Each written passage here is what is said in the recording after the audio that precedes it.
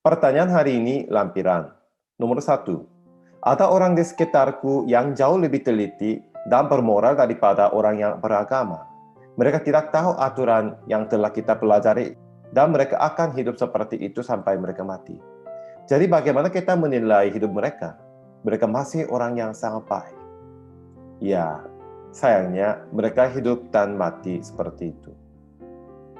Mungkin mereka dihormati oleh orang-orang di sekitar mereka karena kehidupan moral mereka. Mereka dipuji karena kebaikannya, dan bahkan mungkin meninggalkan nama setelah mereka meninggal. Inilah kehidupan banyak orang bijaksana dalam sejarah. Ya, betul. Tetapi dari sudut pandang Tuhan, jika kehidupan seseorang adalah kehidupan yang tidak mengetahui aturan yang telah Tuhan berikan dan tidak dapat hidup sebagaimana adanya, itu hanyalah kehidupan yang tidak ada hubungannya dengan tujuan utama hidup.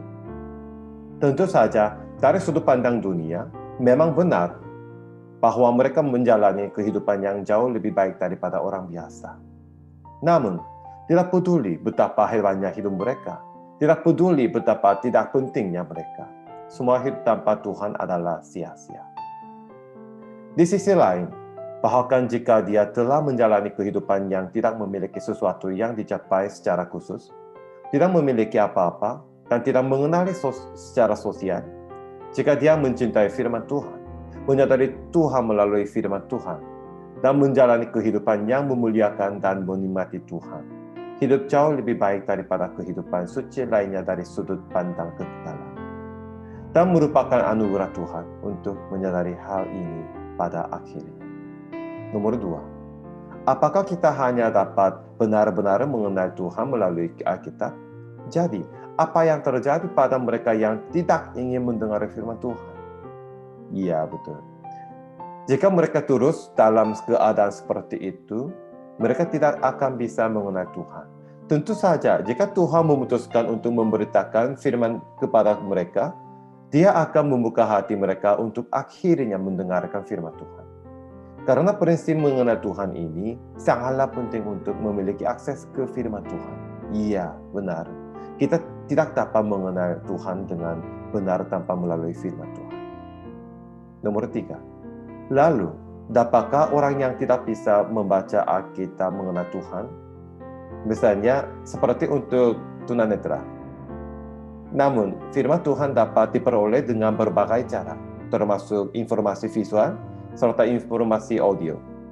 Jadi kita juga harus mencoba membantu mereka yang mengalami ketidaknyamanan untuk mengakses Alkitab dengan mudah. Bagaimana jika seorang anak kecil atau memiliki disabilitas intelektual? Sekalipun mereka tahu Alkitab, jika mereka berada dalam keadaan yang sulit untuk memahami makna yang sepenuhnya, dan jika ada batasan bagaimana kita dapat membantu mereka, akan sangat sulit bagi mereka untuk memahami firman Tuhan sepenuhnya. Tapi kita tidak putus asa seperti itu. Kita tidak boleh lupa bahwa pengakuan iman dan iman kita sebenarnya adalah anugerah Roh Kudus yang bekerja di dalam hati seseorang. Jadi meskipun kita tidak mengetahui semuanya, kita harus percaya bahwa mereka bergantung pada kemauan Tuhan. Nomor 5. Selain Alkitab, terkadang ada orang yang mengatakan bahwa mereka telah mendengar firman Tuhan. Apa itu?